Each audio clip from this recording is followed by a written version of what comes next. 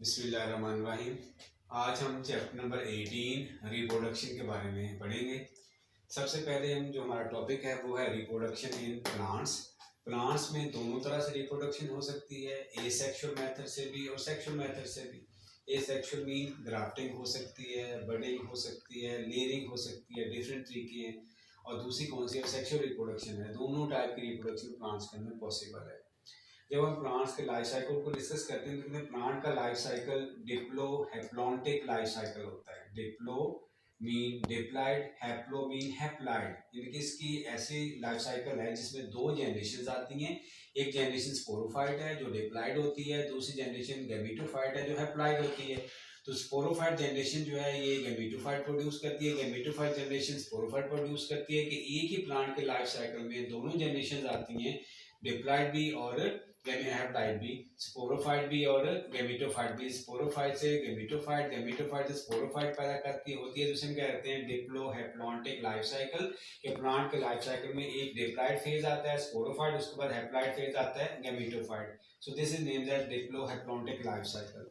अगर दोनों generation sporophyte और गैमेटोफाइट आइसोमॉर्फिक हैं, एक जैसी हैं, अपीयरेंस में फिनोटाइपिकली एक जैसी नजर आती हैं, तो उसे हम कहते हैं आइसोमॉर्फिक अल्टरनेशन ऑफ जनरेशंस।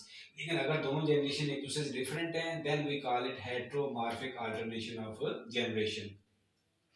अब हम स्टडी करते हैं पार्थिनोकार्पी के बारे में। पार्थिनोकार्पी हम कहते हैं कि एक ऐसा फिनोमिना है जिसमें एक ओवरी डेवलप हो जाती है फ्रूट के अंदर विदाउट फर्टिलाइजेशन के। कोई फर्टिलाइजेशन नहीं होती, कोई मेल गैमीट नहीं आता, कोई जाइगोट नहीं बनता, कोई सीड नहीं बनता, और बगैर फर्टिलाइजेशन के ओवरी फ्रूट के अंदर तब्दील हो जाती है। ये जो सीडलेस वेराइटीज होती हैं, कुछ ग्रेप्स हैं, बनानास हैं, पाइनएप्पल्स हैं, वो इसी तरह पार्थिनोकार्पी से नेचुरली प्रोड्यूस होते हैं। इसकी बेसिक रीजन ये बयान की जाती है कि प्लांट्स के अंदर, इन प्लांट्स में ऑक्सीजन का इम्बैलेंस, हार्मोनल इम्बैलेंस हो जाता है। ऑक्सीजन ज़्यादा सिक्रीट हो जाते हैं और ऑक्सीजन की सिक्रीशन की वजह से ओवरी बगैर फर्टिलाइजेशन के फ्रूट में तब्दील हो जाती है। आर्टिफिशियली भी हम कोशिश कर रहे हैं कि टमाटर और जो मिर्ची हैं इनके ऊपर ऑक्सीजन स्प्रे करके इनको सीड्स के बगैर पैदा किया जा सके। आगे हम पढ़ते हैं सीड डॉर्मेंसी के बारे में। सीड डॉर्मेंसी एक स्पेशल कंडीशन रेस्ट की है जिसमें जब एक बीज बनता है तो उसके अंदर एक छोटा सा एम्ब्रियो होता है। अब उस एम्ब्रियो ने एक लॉन्ग अनफेवरेबल इन्वायरमेंट को, कंडीशंस को टॉलरेट करना है, इसलिए उस सीड के अंदर जो छोटा सा एम्ब्रियो है वो डॉर्मेंट हो जाता है, वो उसकी फर्दर प्रोलिफरेशन रुक जाती है, उसकी ग्रोथ रुक जाती है। ये उसकी सर्वाइवल के लिए बहुत ज़रूरी है क्योंकि उसकी ग्रोथ रुकी हुई है। अब उसकी सर्वाइवल जो है ना वो यकीनी है कि जब फेवरेबल इन्वायरमेंट आएगा तब वो जर्मिनेट करेगा। लेकिन अगर अनफेवरेबल इन्वायरमेंट के दरमियान में एक स्पेल आ जाता है फेवरेबल कंडीशंस का, कि शदीद गर्मियाँ हैं लेकिन कुछ घंटों के लिए मौसम बहुत अच्छा सर्द हो जाता है, और शदीद सर्दियाँ हैं, बहुत गर्म हो जाता है इन्वायरमेंट थोड़ी देर के लिए, तो थोड़ी देर के उनकी होने की वजह से ये सीड जर्मिनेट नहीं करेगा। उसके इंटरनल और एक्सटर्नल क्लॉक्स होते हैं, वो अंदर वाली चेंजेस को बाहर वाली चेंजेस के साथ मैच करते हैं। जब सो मैनी इन्वायरमेंटल क्यूज आ जाएंगे देन सीड जर्मिनेट करेगा, ताकि उसकी सर्वाइवल की नहीं हो सके और वो ग्रो कर सके। अब हम बेटा डिस्कस करते हैं फ्रूट सेटिंग और फ्रूट राइपनिंग के बारे में।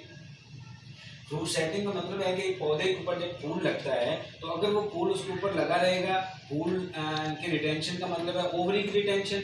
जब ओवरी की रिटेंशन रहेगी तो ओवरी फर्दर फ्रूट के अंदर चेंज भी हो जाएगी। अगर ओवरी ही पौधे के ऊपर जुड़ी नहीं रहती तो ज़्यादा फिर फ्रूट पैदा नहीं होगा। तो पौधे के ऊपर ओवरी का रिटेन होना, इसे कहते हैं फ्रूट सेटिंग।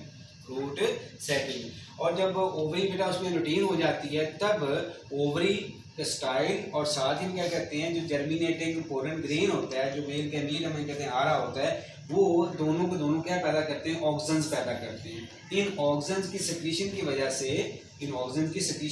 से, वो जो ओवरी है वो उस पर सेट हो जाती है, इनके वो डिटैच नहीं होती, पौधे के ऊपर जुड़ी रहती है, then it will be developed into fruit. जब फर्टिलाइजेशन हो जाएगी हम कहते हैं ओवरी और सीड दोनों जो हैं ये अब ना सिर्फ ऑक्सीजन बल्कि ऑक्सीजन के साथ साथ जिबरेलिन और साइटोकाइनिन भी पैदा करते रहते हैं। अब ये तीनों के तीनों हार्मोन में ग्रोथ स्टिमुलेटर्स हैं। ये ना सिर्फ उस एम्ब्रियो की डेवलपमेंट करवाते हैं बल्कि उसके अंदर फूड को एक्यूमुलेट भी करवाते हैं, फूड भी उसमें जमा होता रहता है। और अल्टीमेटली हम क्या कहते हैं, जब फ्रूट राइपनिंग हो रही होती है कि एक तो फ्रूट राइपनिंग के साथ एक बर्स्ट ऑफ रेस्पिरेटरी एक्टिविटी होती है, बहुत तेजी से रेस्पिरेटरी एक्टिविटी होती है, which is accompanied by the production of ethene. इसके साथ ईथीन प्रोड्यूस हो रही होती है और ये ईथीन जो होती है ये उस फ्रूट को पका देती है। This burst of activity is known as climacteric. इसे क्या नाम देते हैं हम, क्लाइमेक्ट्रिक कहते हैं। तो ये था बेटा हमारा आज का लेक्चर। नेक्स्ट हम इस चैप्टर को आगे लेके चलेंगे। ओके, अल्लाह हाफिज।